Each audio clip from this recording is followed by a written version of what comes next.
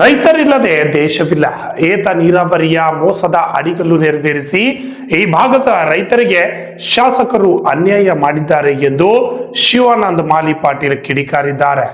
ಚಿಂಚೋಳಿ ತಾಲೂಕಿನ ಐನಾಪುರ ಗ್ರಾಮದಲ್ಲಿ ಮುಲ್ಲಾಮರಿ ಏತ ನೀರಾವರಿ ಯೋಜನೆ ಜಾರಿಗೆ ಮಾಡುವಂತಹ ಮುಲ್ಲಾಮರಿ ಏತ ನೀರಾವರಿ ಹೋರಾಟ ಸಮಿತಿ ವತಿಯಿಂದ ಬಸವೇಶ್ವರ ವೃತ್ತದಿಂದ ಡಾಕ್ಟರ್ ಬಾಬಾ ಸಾಹೇಬ್ ಅಂಬೇಡ್ಕರ್ ವೃತ್ತದವರೆಗೆ ಪಾದಯಾತ್ರೆ ನಡೆಸಿದರು.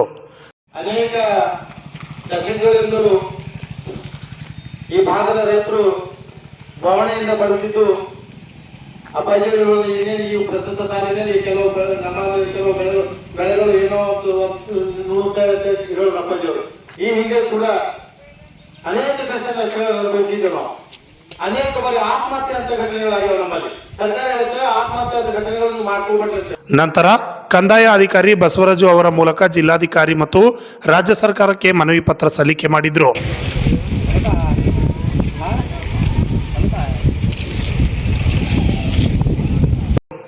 ಐನಾಪುರದ ಸಿದ್ಧಲಿಂಗೇಶ್ವರ ಸಂಸ್ಥಾನ ಹಿರೇಮಠದ ಪರಮಪೂಜ್ಯ ಪಂಚಾಕ್ಷರಿ ದೇವರು ಮಾತನಾಡಿ, ಕಳೆದ 16 ವರ್ಷಗಳಿಂದ ಈ ಭಾಗದ ರೈತರು ಏತ ನೀರಾವರಿ ಯೋಜನೆಗೆ ಜಾರಿಗೆ ಮಾಡುವಂತೆ ಹೋರಾಟ ಮಾಡುತ್ತಿದ್ದಾರೆ. ಆದರೆ ಬಿಜೆಪಿ, ಕಾಂಗ್ರೆಸ್, ಜೆಡಿಎಸ್ ಸೇರಿದಂತೆ ಎಲ್ಲ ಪಕ್ಷಗಳು ರೈತರಿಗೆ ಅನ್ಯಾಯ ಮಾಡುತ್ತಲೇ ಬಂದಿವೆ ಎಂದರು. ಈ ವರ್ಷ ಸ್ವಲ್ಪ ಮಳಿ ಚಂದದವ, ಬೆಳೆ ಚಂದದವ.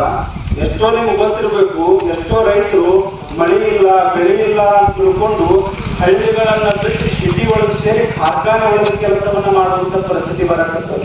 ಹಿಂಗೆ ಎಲ್ಲ ಆಯ್ತು ಅಂತಂದ್ರೆ ಎಲ್ಲಾ ರೈತರು ಈ ಹೊಲದೊಳಗೆ ಏನು ಲಾಭ ಇಲ್ಲ, ಈ ರೈತದ ಕೆಲಸ ಮಾಡೋದ್ರಿಂದ ಏನು ಲಾಭ ಇಲ್ಲ ಅಂತ ತಿಳ್ಕೊಂಡು ಹಳ್ಳಿಗಳನ್ನ ಬಿಟ್ಟು ಸಿಟಿಗೆ ಹೋಗಕತ್ರ ಮುಂದೊಂದು ದಿವಸ ಅರ್ಥ ಆಗ್ತದ ರೈತನ ಬೆಲೆ ಏನು ಅಂತ. ಹಾಗಾಗಿ ಸರ್ಕಾರಗಳು ಮೊದಲು ಎಚ್ಚೆತ್ತುಕೊಳ್ಬೇಕಾಗದ.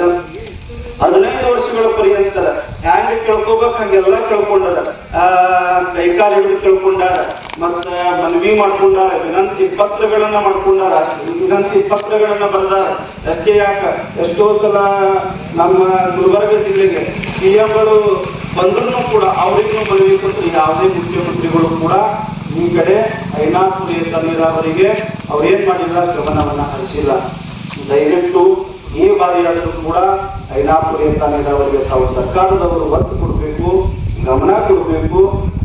ಐನಾಪುರ ಏತ ನೀರಾವರಿ ಏನಾದರೂ ಅನುದಾನವನ್ನು ಬಿಡುಗಡೆ ಆಯಿತು, ಸರ್ಕಾರ ಇದಕ್ಕೆ ಗಮನ ಹರಿಸ್ತು ಅಂತಂದ್ರೆ 225 ಕೋಟಿ ಅನುದಾನಗಳ ಅವಶ್ಯಕತೆ ಇದೆ.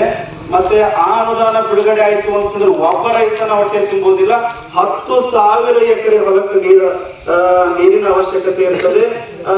ಸರ್ಕಾರಗಳು ಅರ್ಥ ಮಾಡ್ಕೊಳ್ಳೋದೇನು ಅಂತಂದ್ರೆ, ನೀವು ರೈತರಿಗೆ ಅಕೌಂಟಿಗೆ ರೊಕ್ಕ ಹಾಕೋದು ಬೇಡ, ನೀವು ರೈತರಿಗೆ ಬೆಂಬಲ ಬೆಳೆ ಪರಿಹಾರ ಅಂತ ಕೊಡ್ತೀರಲ್ಲ, ಇದನ್ನು ಕೊಡೋದು ಬೇಕಾಗಿಲ್ಲ.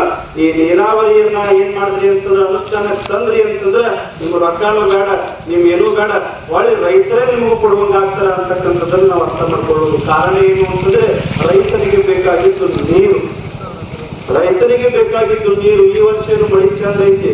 ಹೋರಾಟ ಸಮಿತಿ ಅಧ್ಯಕ್ಷ ಶಿವಾನಂದ ಮಾಲಿ ಪಾಟೀಲ್ ಮಾತನಾಡಿ, ಕಳೆದ 10 ವರ್ಷಗಳಿಂದ ಸತತವಾಗಿ ಏತ ನೀರಾವರಿ ಯೋಜನೆ ಜಾರಿಗೆ ಮಾಡುವಂತೆ ಪಾದಯಾತ್ರೆ, ಧರಣಿ ಸತ್ಯಾಗ್ರಹ, ಉಪವಾಸ ಸತ್ಯಾಗ್ರಹ, ಅನೇಕ ಪ್ರತಿಭಟನೆಗಳನ್ನು ಮಾಡುತ್ತಾ ಬಂದಿದ್ದೇವೆ.